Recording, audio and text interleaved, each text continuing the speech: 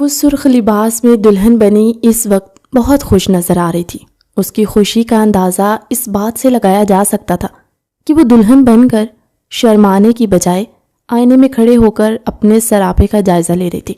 واو، ماشاءاللہ، میں تو بہت زیادہ پیاری لگ رہی ہوں، اس نے ایک دم سے اپنی جیولری پر ہاتھ پھیرتے ہوئے کہا۔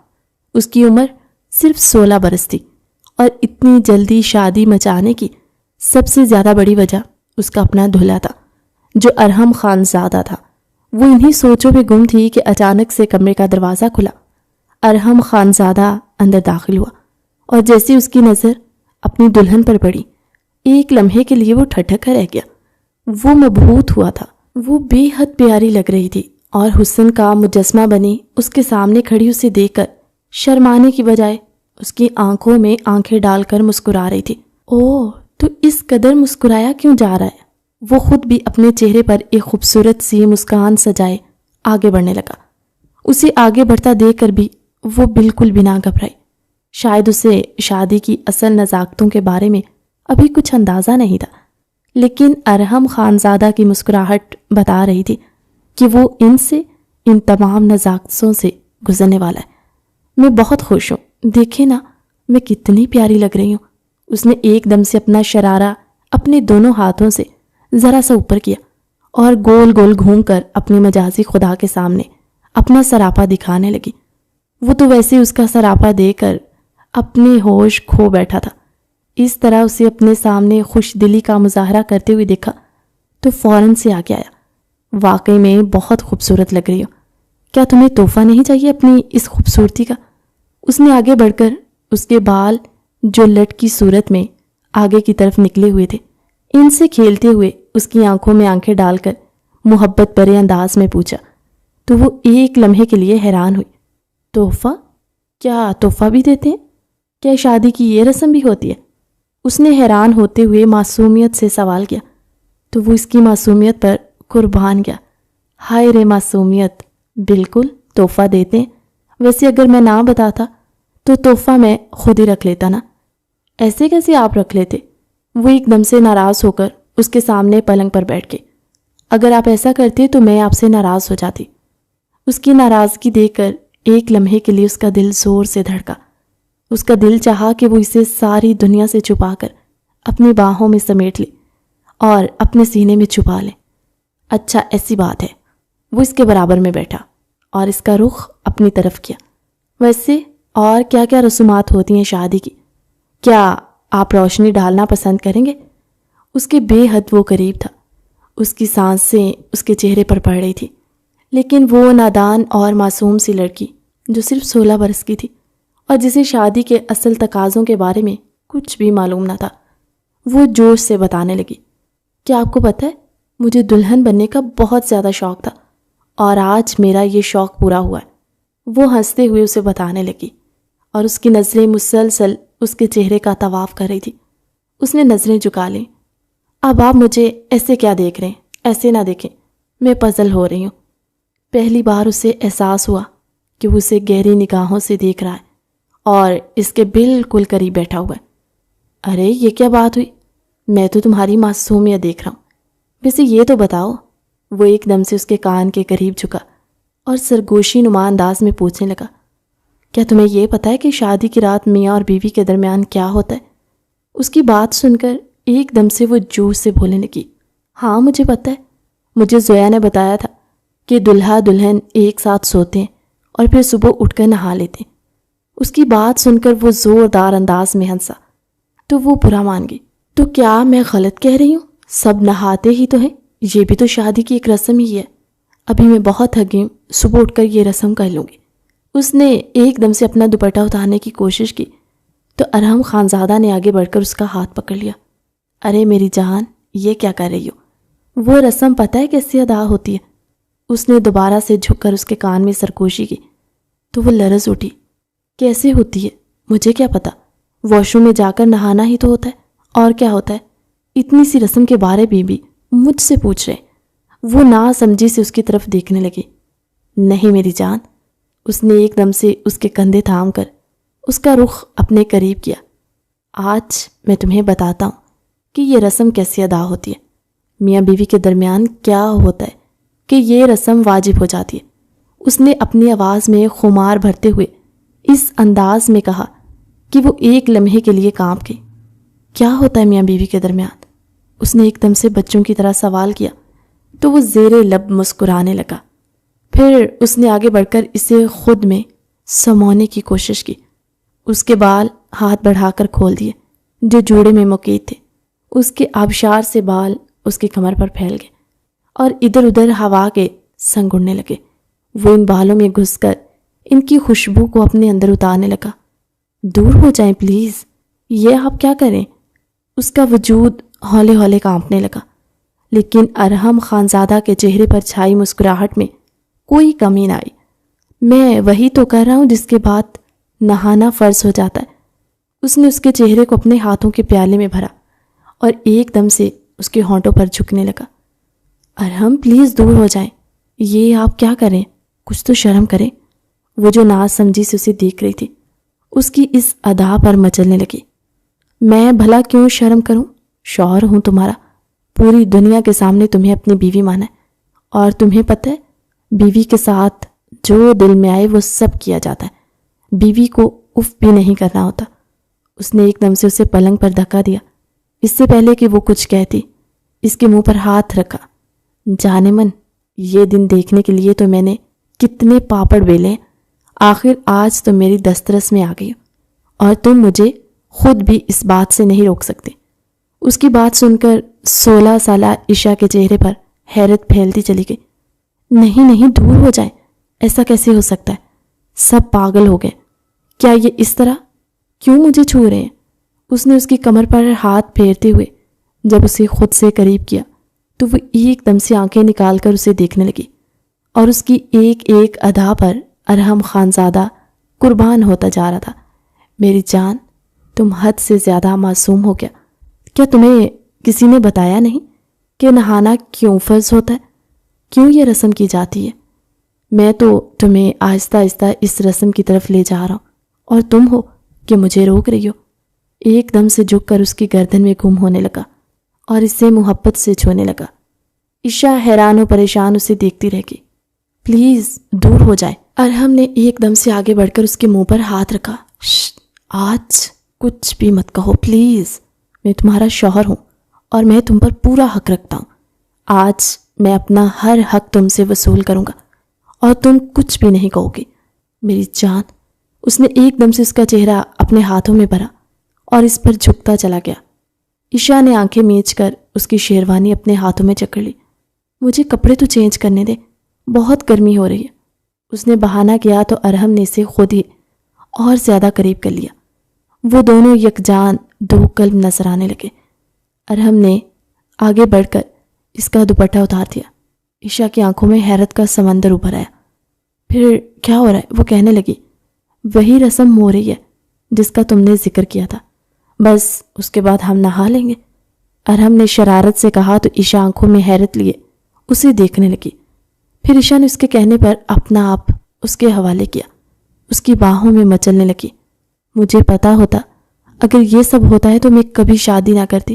ارحم نے محبت میں بے خود ہوتے جب اسے درد کی انتہا تک پہنچایا تو وہ رو رہی تھی اور کہہ رہی تھی، ارے میری جان، اس طرح روتے نہیں ہیں، تمہیں آہستہ آہستہ ان تمام چیزوں کی عادت ہو جائے گی اور کچھ بھی مشکل نہیں لگے گا۔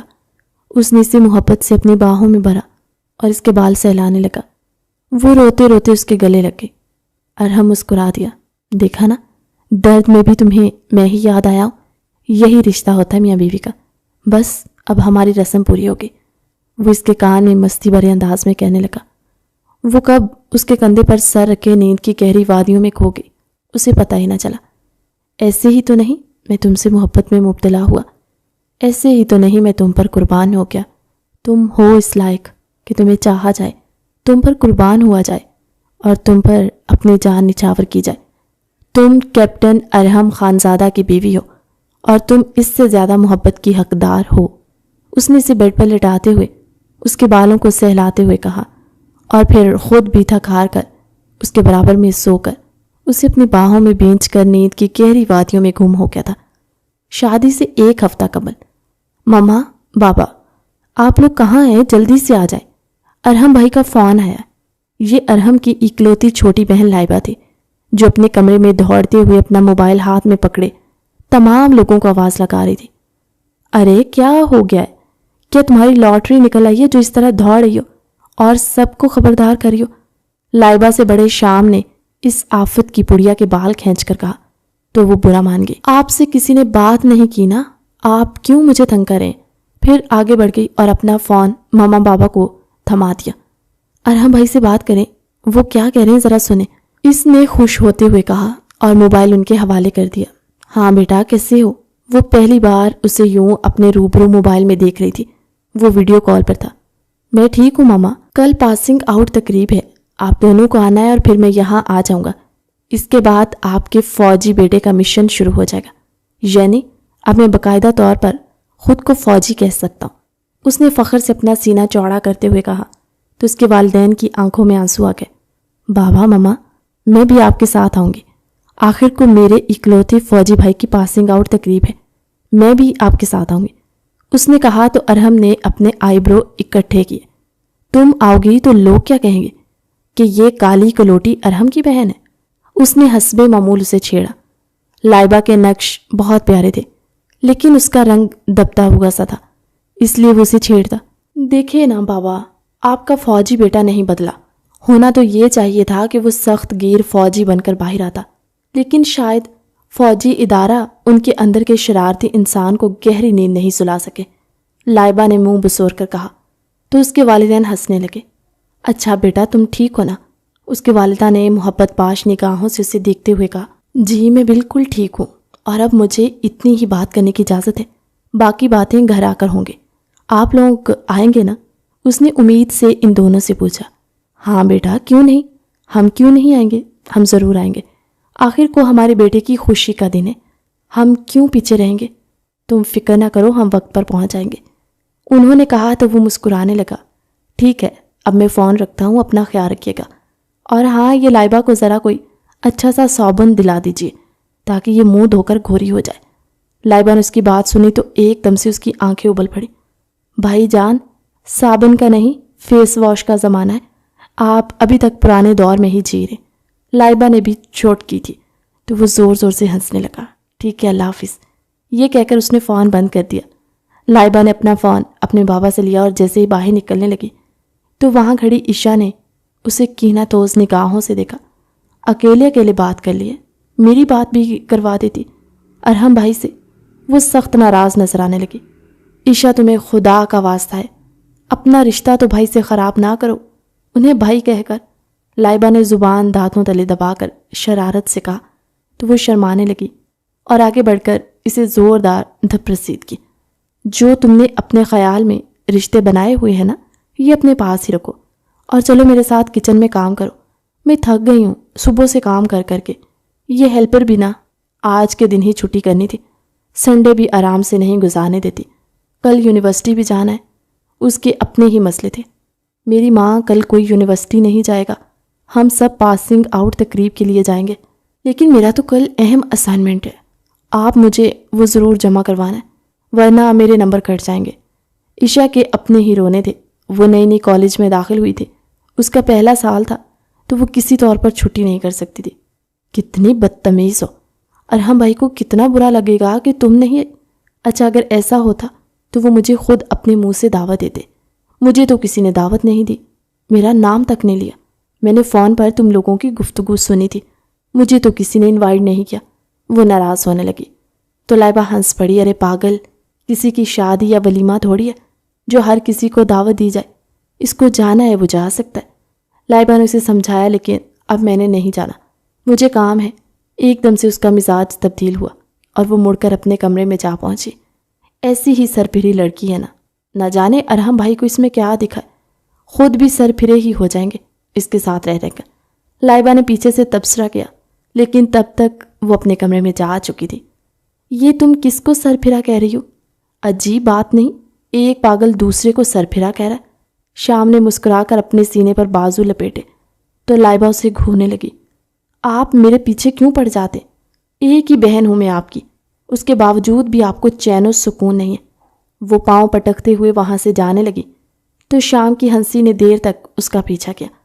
بہن بھائی ہوتے ہیں ایک دوسرے کو چھیڑنے کے لیے، اگر ان میں یہ شرارت کا عنصر نہ ہو تو وہ پھر ایک ہی گھر میں رہ کر ایک دوسرے کی شکلیں روزانہ دیکھ کر بور نہ ہو جائے۔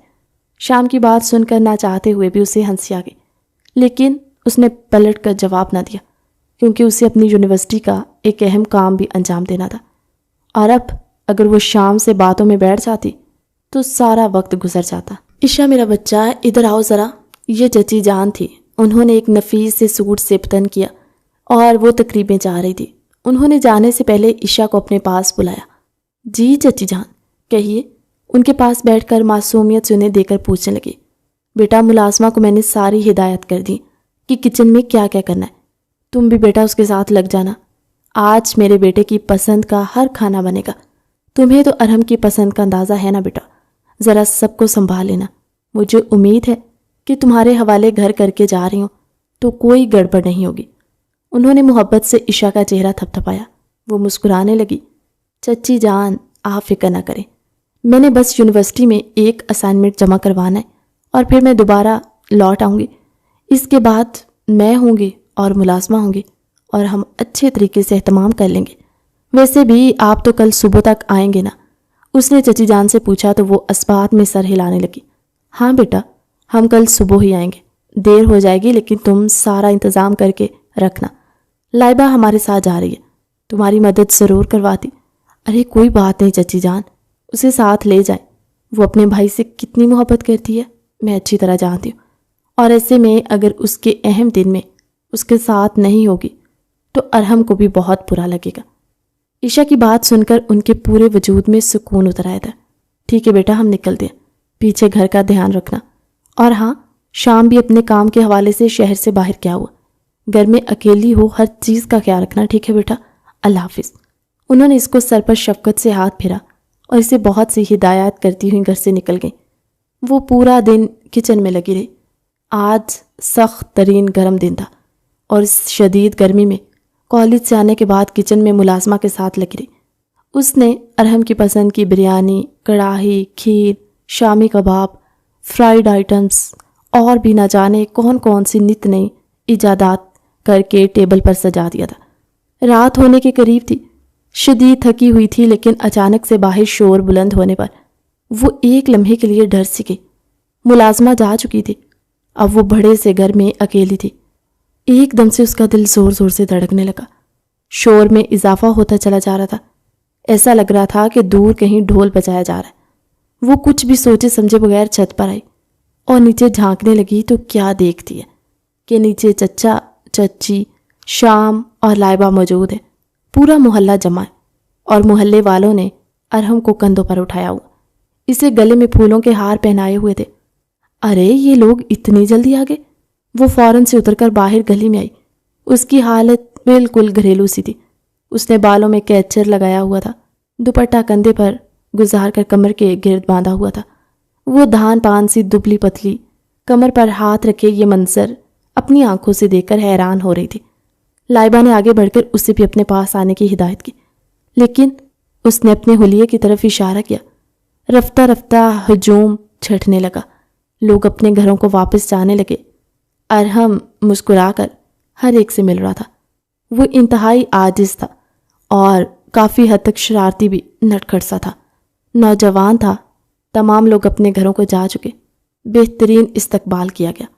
وہ جیسے ہی اندر آنے لگا تو عشا دوڑ کر کچن میں گئی اور ٹھنڈے ٹھار پانی سے منہ دھونے لگی۔ کم از کم منہ تو دھو لوں نا، مجھے ملازمہ ہی نہ سمجھ لے اور نظر انداز کر دے۔ سوچے گا کیا حالت بنائی ہوئی ہے، انہوں نے تو مجھے کہا تھا ہم صبح آئیں گے اور یہ لوگ تو رات کو ہی آ گئے۔ وہ بڑبڑانے لگی اور جلدی جلدی اپنا منہ دھو کر دوپٹے سے ہی خشک کر کے باہر آئی تو ارحم شام سے گلے مل رہا تھا۔ خوش آمدید میرے فوجی بھائی، واقعی میں تم نے ہمارا سر فخر سے بلند کر دیا۔ شام اور ارحم کی گہری دوستی تھی، وہ دونوں مل کر ایک دوسرے سے الگ ہوئے تو ارحم لائبہ اور شام کو اپنے کندھوں کے سائے میں لے کر برابر میں کھڑی عشا کو بھرپور طریقے سے نظر انداز کرتے ہوئے صوفے پر بیٹھ گیا۔ بہت عرصے کے بعد گھر آیا ہوں، بہت سکون مل رہا ہے، اس نے اپنے ماں باپ سے کہا تو اس کی والدہ کہنے لگی مجھے بھی ایسا ہی لگ رہا ہے۔ کہ اب میری دنیا مکمل ہو گئی ہے. پورے 5 سال ہو گئے تھے تمہیں اس گھر سے دور ہوئے، اور اب ایسا لگ رہا ہے کہ جیسے اس گھر کی خوشیاں واپس آ گئیں. امی بس کر جائیں. ایک بار بھی آپ نے ان کی یاد میں آنسو بہائے ہوں تو میں اپنی ڈائری میں نوٹ ضرور کرتا. ایسا کچھ بھی نہیں ہے بھائی، امی بس ایسے ہی جذباتی ہو رہی ہیں. شام نے چوٹ کی تو لائبہ کی ہنسی چھوٹ گئی. کیا مطلب؟ تم دونوں مل کر میرا مذاق اڑا رہے. عشا بیٹا دیکھو نا، انہیں میری بیٹی گواہ ہے کہ میں نے ارحم کی یاد میں آنسو بہائے ہیں. انہوں نے عشا کو ایک دم سے ہاتھ بڑھا کر اپنے برابر میں بٹھایا، لیکن اس کا چہرہ اترا ہوا تھا. ارحم نے ایک بار بھی اس کی طرف دیکھا نہ اسے مخاطب کیا، نہ اسے حال چال پوچھا. تو کیا وہ اسے بھول چکا ہے؟ عشا کی آنکھوں میں آنسو جھلملانے لگے. وہ کچھ بھی نہ کہہ سکی، بس خاموش رہی. البتہ دوپٹے سے نامحسوس طریقے سے اپنے آنسو پونچھ لیے. وہ کسی کے سامنے اپنا تماشا نہیں بنانا چاہتی تھی. یہ اتنا بدل گیا ہے، فوجی بنا ہے تو اپنے لیے بنا ہے. اس کا یہ مطلب تھوڑی ہے کہ اپنے آپ کو ہی انسان بھول جائے، اور خود سے جڑے رشتوں کو بھی نہ چاہتے ہوئے بھی. اس کی آنکھیں بار بار گیلی ہو رہی تھیں اور وہ بار بار انہیں دوپٹے سے صاف کر رہی تھی. وہ ان کی باتوں کے درمیان کب اٹھ کر اپنے کمرے میں آئی کسی نے بھی محسوس نہیں کیا، اور اب پلنگ پر بیٹھ کر اپنی کمائکی پر آنسو بہانے لگی. ایک تو اتنی گرمی میں کچن میں صبح سے کھڑے ہو کر اس کھڑوس فوجی کے لیے بریانی، کڑاہی اور نہ جانے کیا کچھ بنا رہی، اور یہ ہے کہ اس نے مجھے گھاس تک نہ ڈالی. کیا اس نے مجھے گدھی سمجھا ہوا؟ وہ کھڑکی میں آ گئی اور آسمان کی طرف چمکتے چاند کو دیکھ کر بڑبڑانے لگی. وہ ایسی ہی تھی. اگر اسے کسی کی بات بری لگتی تو وہ دل ہی دل میں رکھتی، اور اس وقت تک نہ کہتی جب تک کہ سامنے والے کو احساس نہ ہو جائے. اچانک سے اس کا دروازہ بجا. سامنے تو ملازمہ کھڑی تھی. بی بی جی آپ کو نیچے بلا رہی ہیں، کہہ رہی ہیں ٹیبل لگا دیا ہے، کھانے پر آ جاؤ. اسے شدید غصہ آیا. ٹیبل تو اس نے لگانا تھا، لیکن ٹھیک ہے، مگر چچی جان کریڈٹ لینا چاہتی ہیں تو بھلے لے لیں، اس میں اس کا کیا جا رہا ہے. اس نے کندھے اچکائے. تم جاؤ، میں تیار ہو کر آتی ہوں. اس نے اپنے لیے کالے رنگ کا جوڑا پہلے ہی نکال لیا تھا جو اسے زیب تن کرنا تھا. اپنے غصے کو قابو میں رکھتے ہوئے وہ ٹیبل پر بیٹھی. وہاں تمام لوگ پہلے سے ہی اپنی اپنی جگہوں پر بیٹھے ہوئے تھے.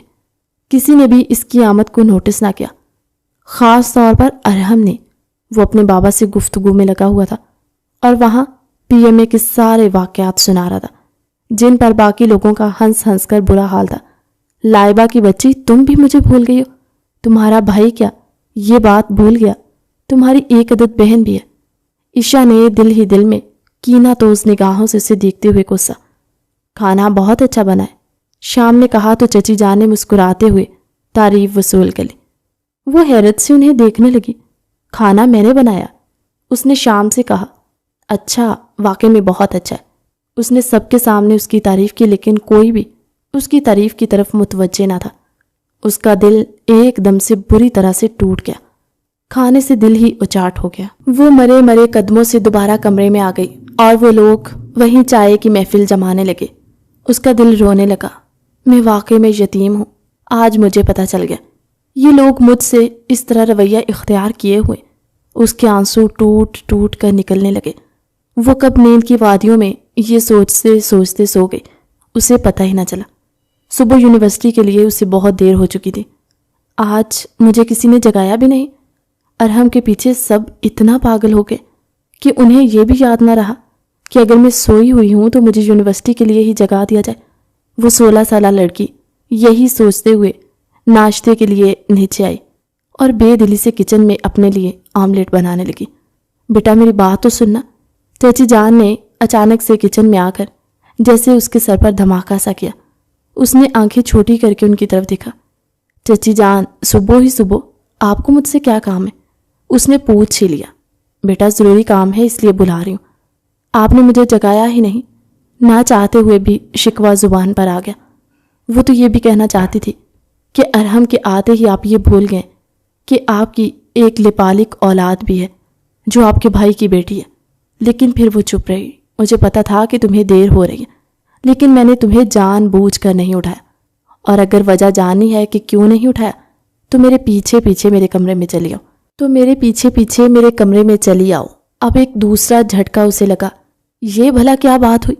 وہ کمر پر ہاتھ رکھے ان کی بات پر غور کرنے لگی جو کب کی یہاں سے جا چکی تھی۔ پھر اس نے مڑ کر ایک دم سے چولہا بند کیا جس پر توا گرم ہو چکا تھا۔ بعد میں بنا لوں گی، پہلے ان کی بات سن لیتی ہوں۔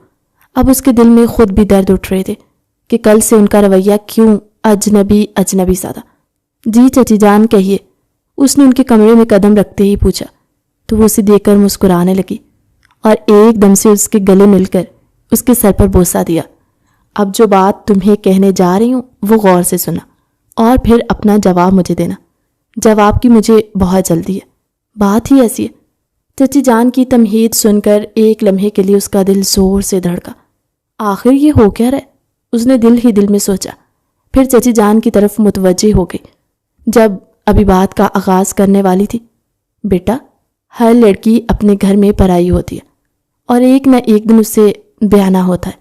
سب سے اچھا بیاہ تو وہی ہوتا ہے جو خاندان میں ہو، آپس میں ہو، اور پھر دلہن کو کہیں اور نہ جانا پڑے، اسی گھر میں اس کا ٹھکانہ بن جائے۔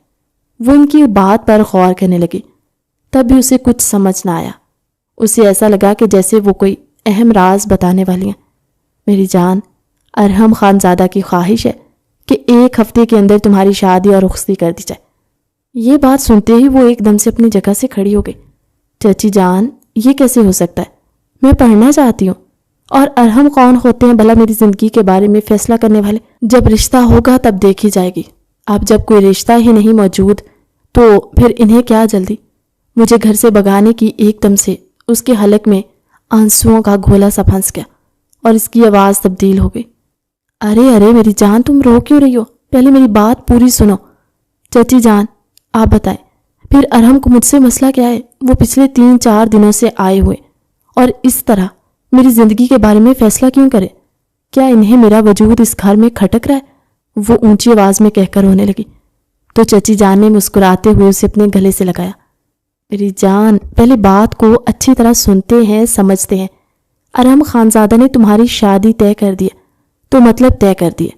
وہ یہ چاہتا ہے کہ تم اس کے ہمراہ بیاہ کر اس کے کمرے میں شفٹ ہو جاؤ۔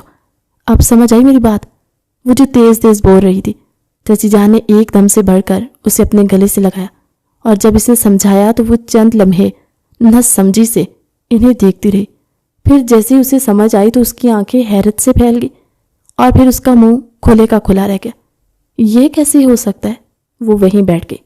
سمجھ نہیں آ رہا تھا کہ وہ ہنسے یا مسکرائے۔ یہ مجھے نہیں پتا۔ اس نے آتے ہی یہی رٹ لگائے رکھی ہے کہ میں شادی کر کے واپس جاؤں گا، اور میں نے دلہن بھی ڈھونڈ لی ہے۔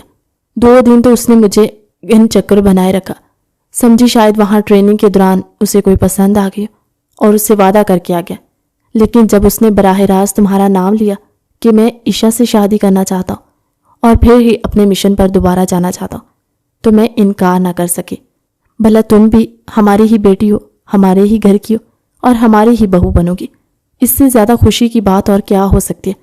ایک دم سے اس کے چہرے پر حیا کی لالی بکھر گئی اور اس نے سر جھکا دیا، پھر بھاگ کر اپنے کمرے میں آ گئی اور اپنی بے ترتیب دھڑکنوں کو قابو کرنے میں لگی۔ اسی دوران اس کے کمرے کا دروازہ بجا۔ کون ہے؟ اندر آ جائے۔ وہ جو اپنے بے قابو دھڑکنوں کو قابو کرنے میں ناکام ہو رہی تھی، دھیمی آواز میں آنے والے سے کہا تو ایک زوردار انداز میں دروازہ کھلا اور پھر بند ہونے کی آواز آئی۔ اس نے پیچھے مڑ کر دیکھا تو اس کا سانس اس کے حلق میں ہی اٹک گیا۔ اس کے سامنے اس کا ہونے والا شوہر ارحم خانزادہ کھڑا تھا، جو سینے پر بازو لپیٹے محبت پاش نگاہوں سے اسے دیکھ کر اپنے دل میں اتارا تھا۔ کیسی ہو؟ اس نے بلاخر اپنی چپ توڑ دی۔ میں بالکل ٹھیک ہوں، اس نے نگاہیں جھکا کر دھیمی آواز میں کہا۔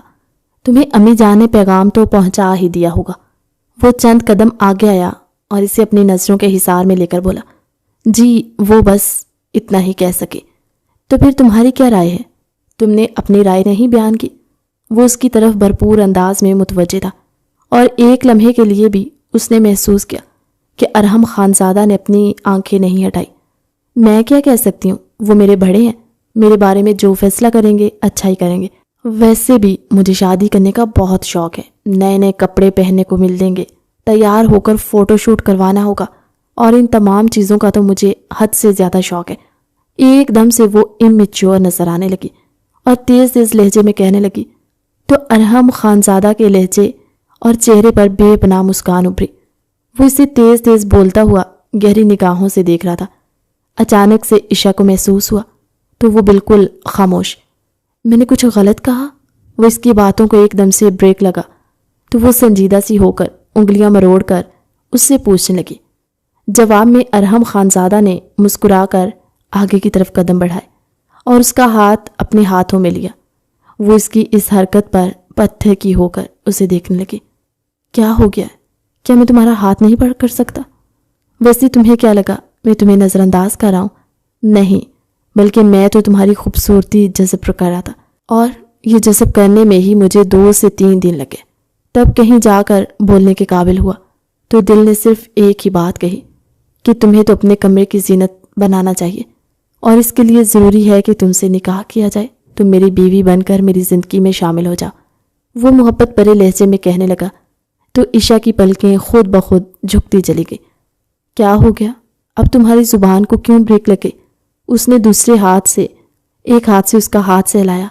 اس نے تڑپ کر اپنا ہاتھ پیچھے کھینچ لیا۔ یہ کیا کر رہے ہیں یہاں پر ہم؟ وہ پیچھے کی طرف ہوئی۔ اس کے چہرے پر البتہ حیا کی لالی پھیلی ہوئی تھی۔ یہی ادائیں تو ہیں جو مجھے گھائل کر چکی ہیں۔ قسم سے ایک لمحے کے لیے بھی پی ایم اے میں کسی لڑکی کا خیال تک نہ گزرا، اور نہ کبھی زندگی میں گزرے گا۔ جب سے گیا تھا تب سے تمہیں ہی اپنی نگاہوں میں بسایا تھا، اور واپس آ کر بھی اپنے دل سے یہی عہد کیا، ہو نہ ہو تم سے آ کر فوراً شادی کرنی ہے، کیونکہ تمہیں دیکھ کر ہی میرے دل نے کہا تھا کہ اب بس مزید مجھ سے صبر نہیں ہوتا۔ اور میں کتنا معصوم ہوں۔ میں نے اپنے دل کی لبیک پر آنکھیں بند کر کے اپنی امی سے بات کر لی، اور وہ بھی راضی ہیں، تم بھی راضی ہو، تو پھر کس بات کی دیر؟ وہ سرگوشی نما انداز میں کہنے لگا۔ جیسے اس نے آگے بڑھا تو عشا ایک دم سے پیچھے ہو گئی۔ وہ اپنا رخ پھیر گئی۔ اسی دوران دروازہ بجا۔ ہو نہ ہو یہ لائبہ تھی۔ عشا نے فوراً سے گھبراتے ہوئے ارحم خانزادہ کی طرف دیکھا۔ ریلیکس رہو، کچھ نہیں کہیں گے۔ ویسے بھی میں نے تمہارے ساتھ کچھ کیا تو نہیں ہے، وہ معنی خیز انداز میں کہتے ہوئے ہنسنے لگا تو عشا دوڑ کر دروازے کی طرف گئی، اور جیسے ہی دروازہ کھلا لائبہ نے اندر آنے کی کوشش کی۔ عشا دروازے کے بیچوں بیچ کھڑی ہو گئی۔ کیا کام ہے تمہیں؟ وہ اس سے پوچھنے لگی۔ ارے کیا ہو گیا ہے؟ کچھ کام ہوگا تبھی تمہارے پاس آئی ہوں گی، نہیں ہوگا تو کیا نہیں آؤں گی؟ پاگل ہو گئی ہو؟ اس نے کہتے ساتھ ہی ایک ہاتھ سے اسے ہٹایا، اور پیچھے کھڑے اس کی نظر اس کے بھائی ارحم خانزادہ کی طرف پڑی تو حیرت سے اس کی آنکھیں پھیل گئی۔ یا حیرت، آپ یہاں کیا کر رہے ہیں؟ وہ بھی بند کمرے میں؟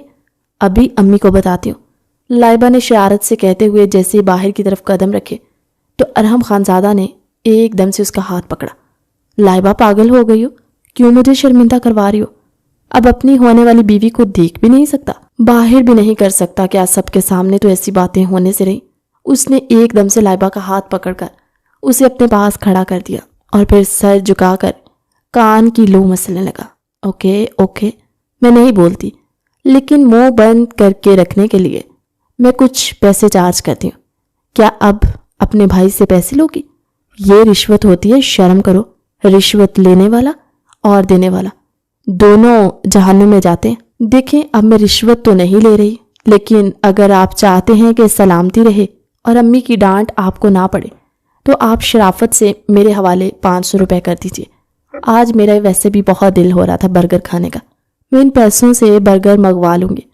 اور اچھا بس چپ کر جاؤ، یہ لو 500 روپے اور جاؤ یہاں سے۔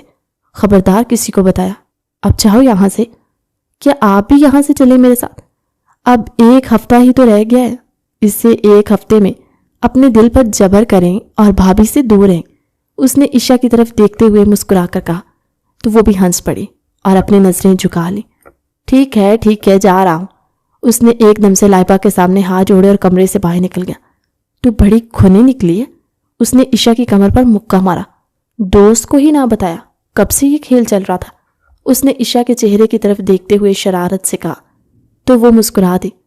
ایسا کچھ بھی نہیں ہے، مجھے خود آج پتہ چلا ہے، اور میں تو ابھی تک حیرت میں ہوں کہ اگلے ہفتے میری شادی ہو جائے گی۔ یہ سب کچھ کیا ہو رہا ہے سمجھ نہیں آ رہا۔ ایک دم سے اس کی آنکھوں میں آنسو جلملانے لگے۔ اچھا نا، بس اب تم ابھی سے کیوں رو رہی ہو؟ ویسے بھی اسی گھر میں رہو گی، کون سا کسی اور گھر میں جاؤ گی؟ ریلیکس رہو۔ اچھا سوچو، ارحم خانزادہ تو واقعی میں بہت بڑا چھپا رستم نکلا۔ وہ عشا سے بچپن سے محبت کرتا ہے۔ یہ بات اس نے والدین سے کہی، یعنی وہ بچپن سے تم پر عاشق ہے، شاید تم نے ہی کبھی محسوس نہیں کیا۔ اس کے کہنے پر عشا گہری سوچ میں گم ہو چکی تھی۔ لائبہ وہاں سے کب گئی اسے پتہ ہی نہ چلا۔ اب وہ شدت سے اپنی شادی والے دن کا انتظار کرنے لگی کہ شادی کے حوالے سے اس نے بہت سارے خواب دیکھ رکھے تھے، لیکن یہ خواب کس نوعیت کے تھے یہ اسے کچھ معلوم نہ تھا۔ شادی کی پہلی رات جب ارحم اس کے قریب ہونے کی کوشش کرنے لگا تو وہ یہ سارا منظر دیکھ کر حیران رہے۔ تب اسے سمجھ آیا کہ شادی کا اصل مقصد کیا ہے اور شادی کیوں کی جاتی ہے۔ مرد کو شادی کی اتنی جلدی کیوں ہوتی ہے اور کیوں شادی کے بعد میاں بیوی ایک دوسرے کے لباس کہے جاتے ہیں۔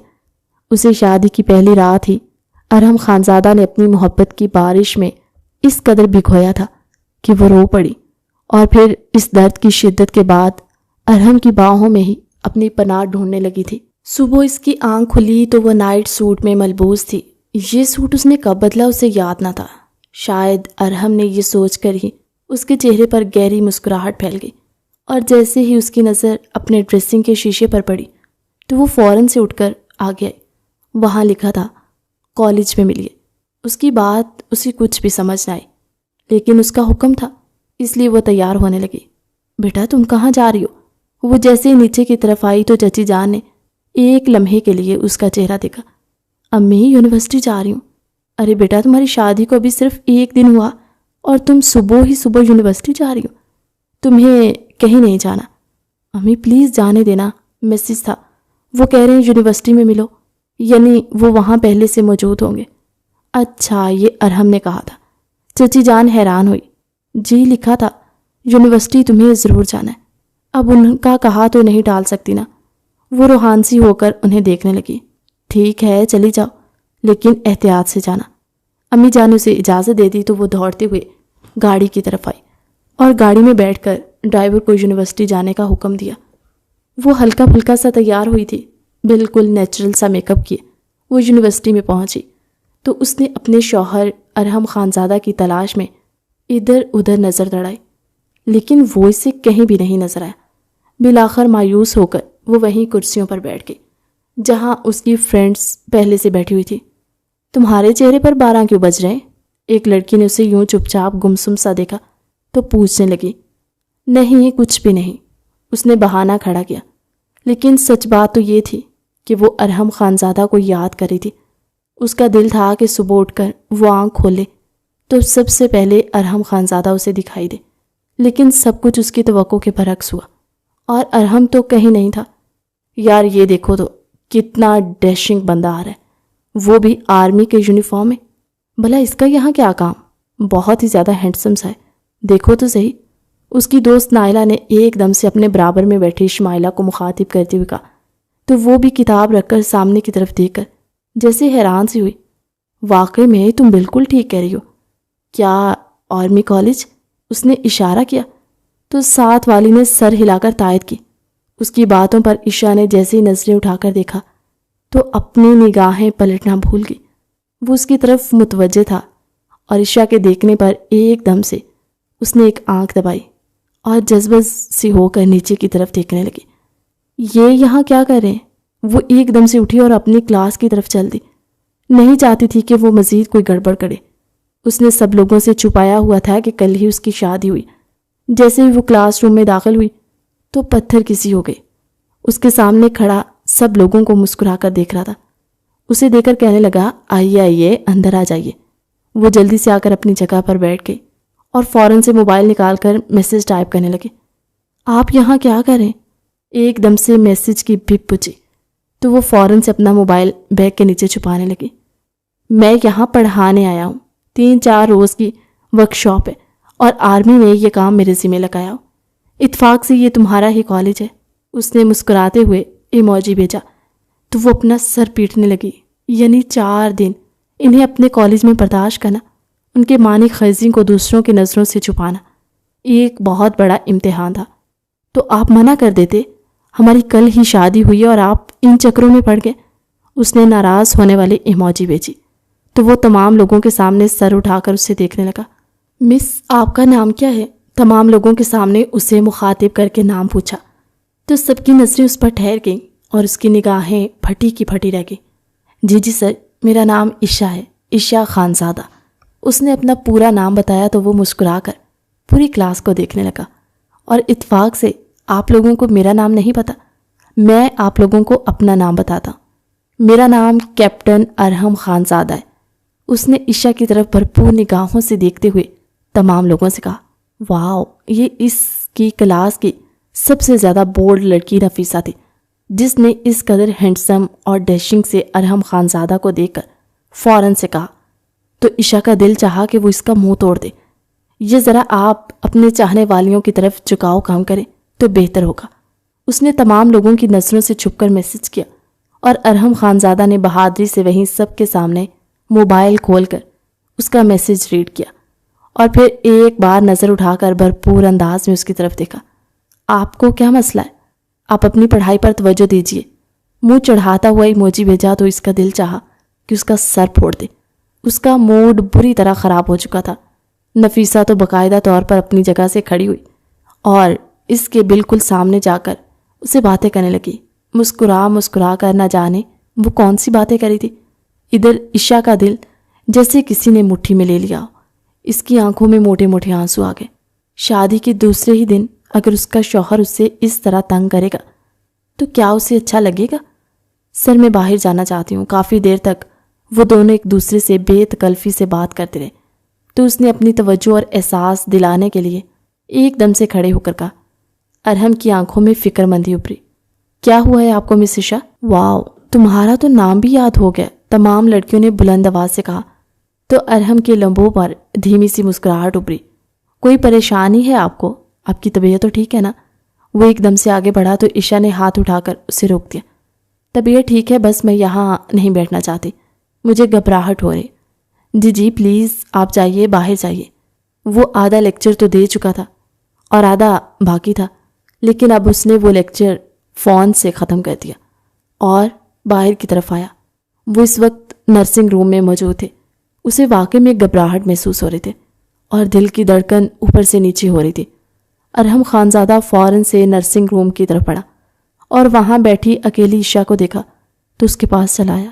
کیا ہوا ہے؟ تم ٹھیک ہو نا؟ اس طرح کلاس کے دوران یہاں کیوں چلی آئی؟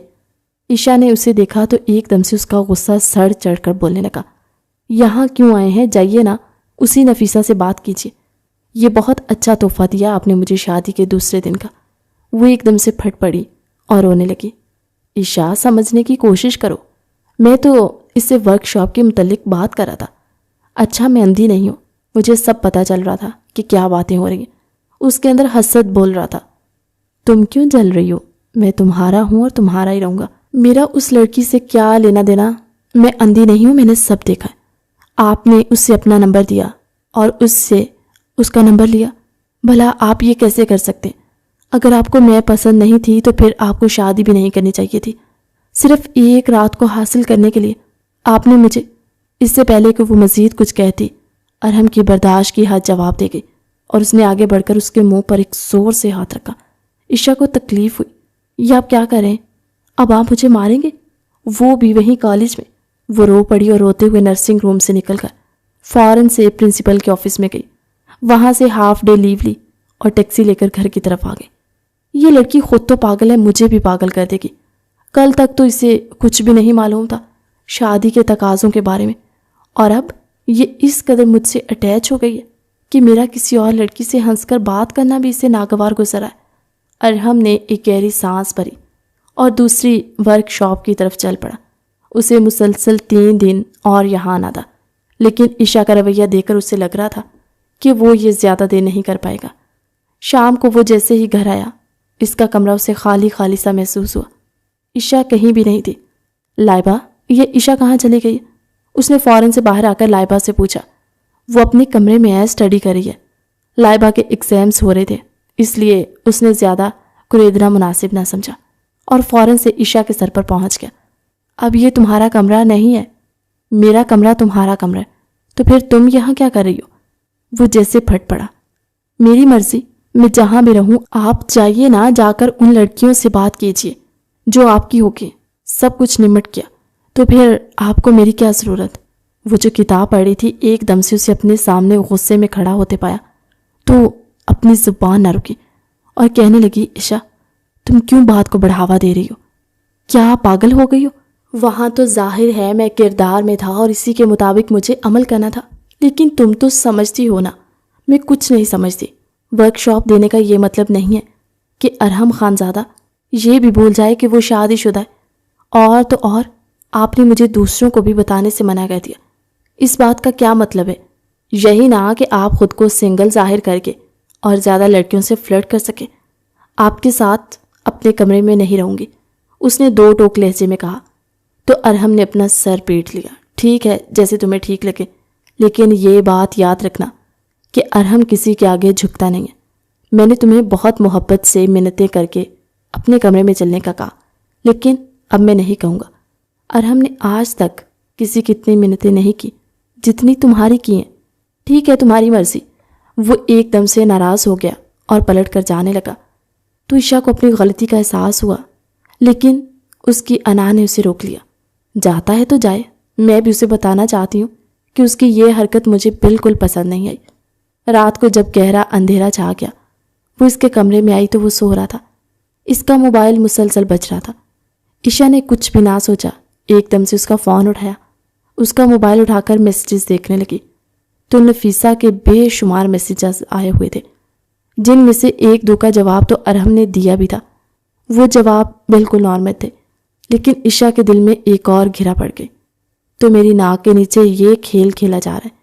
نفیسہ نے اسے اپنی پسندیدگی کا اظہار کیا تھا اور اسے شادی کی پیشکش بھی کر دی تھی۔ یہ نفیسہ اتنا آگے بڑھ گئی اور انہوں نے ایک لفظ بھی نہ کہا، صرف اتنا کہا کہ یہ مناسب نہیں۔ سمجھتا اسے شٹ اپ کی کال دینی چاہیے تھی، اسے بتانا چاہیے تھا کہ میں شادی شدہ، لیکن نہیں، انہوں نے وہی کیا جو ان کا دل چاہا۔ ایک دم سے کمرہ اس کی سسکیوں سے گونجنے لگا۔ ارحم کی آنکھ کھل گئی۔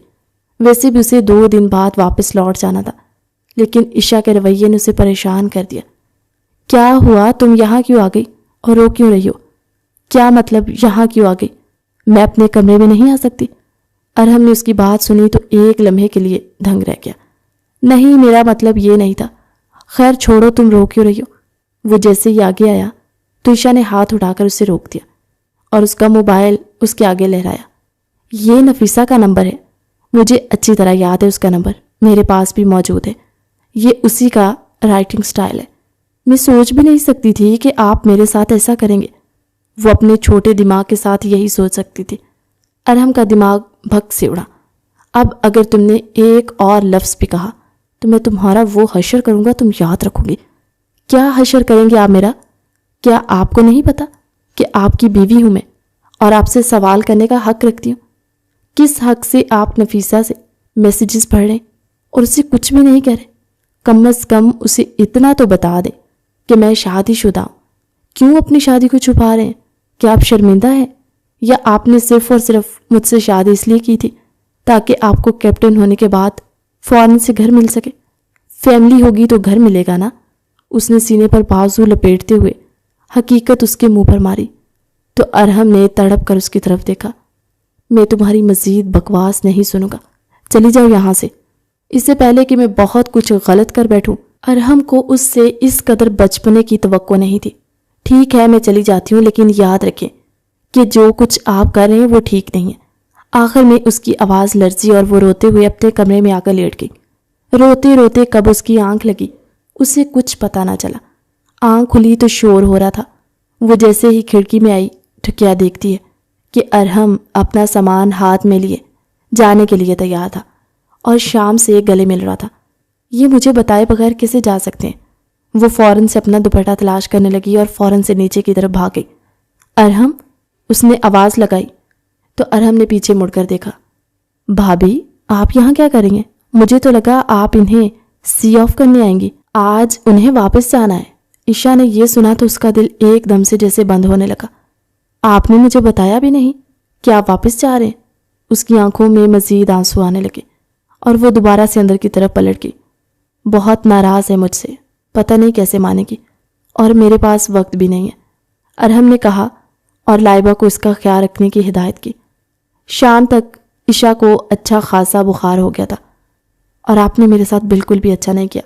وہ اپنے کمرے میں بند ہو کر رہ گئی اور ارحم کے بارے میں سوچنے لگی، کیا وہ واقعی مجھ سے محبت کرتا تھا یا یہ سب کچھ ایک دھوکہ تھا؟ میری زندگی برباد کر کے رکھ دی آپ نے۔ وہ رونے لگی۔ کمرے کا دروازہ زور زور سے بجنے لگا۔ اب تک تو وہ اپنی مطلوبہ منزل تک پہنچ گیا ہوگا۔ اسے قریبی ایک گاؤں میں آپریشن کے لیے جانا تھا، جہاں دہشت گردوں نے بہت زیادہ تباہی مچائی ہوئی تھی۔ یہ بات عشا کو معلوم نہ تھی۔ دروازہ زور زور سے بجنے پر اس نے جیسے ہی کھولا تو لائبہ آنسوؤں کے ساتھ روتے ہوئے کہنے لگی، بھابھی، ارحم کو گولی لگ گئی ہے۔ اس کی یہ بات سن کر اس کے ہاتھ میں موجود کانچ کا گلاس نیچے جا کر ٹوٹ گیا اور اس کی کرچیاں اس کے پاؤں میں چبھ گئی۔ کیا کہہ رہی ہو؟ پاگل ہو گئی ہو؟ نہیں، یہ نہیں ہو سکتا۔ وہ مجھ سے ناراض ہو کر گئے، انہیں کچھ نہیں ہونا چاہیے، وہ اس طرح نہیں جا سکتے۔ وہ وہیں بیٹھ کر رونے لگی۔ اس کے تلووں سے خون نکل رہا تھا اور پورے فرش کو رنگین کر رہا تھا، لیکن اسے اس بات کی فکر ذرا برابر بھی نہ تھی۔ کون سے ہاسپٹل میں ہے؟ مجھے لے چلو۔ شام۔ وہ شام کے آگے گڑ گڑانے لگی۔ چچا چچی تو پہلے ہی وہاں پہنچ گئے تھے۔ شام اس کی منتوں پر اسے قریبی ہسپتال لے آیا اور اسے بہت سی نالیوں میں جکڑتا ہوا دیکھ کر اس کا دل ایک دم سے جیسے کسی نے مٹھی میں لے کر اپنے قدموں تلے مسل دیا۔ آپ ہوش میں آ جائیں، میں آپ سے معافی مانگ لوں گی، آپ کے پاؤں پڑ جاؤں گی، آپ کے پاؤں دھو دھو کر پیوں گی، لیکن خدا کا واسطہ ہے اس طرح نہ کریں۔ اسے اپنے شوہر کی یہ حالت دیکھی نہیں جا رہی تھی۔ ان کی زوجہ کون ہے؟ اچانک سے ڈاکٹر نے کمرے میں سے باہر نکلتے ہوئے کہا تو وہ فوراً سے آ گئی۔ جی میں ہوں زوجہ، آپ اس آپریشن کے نیچے سائن کر دیجئے۔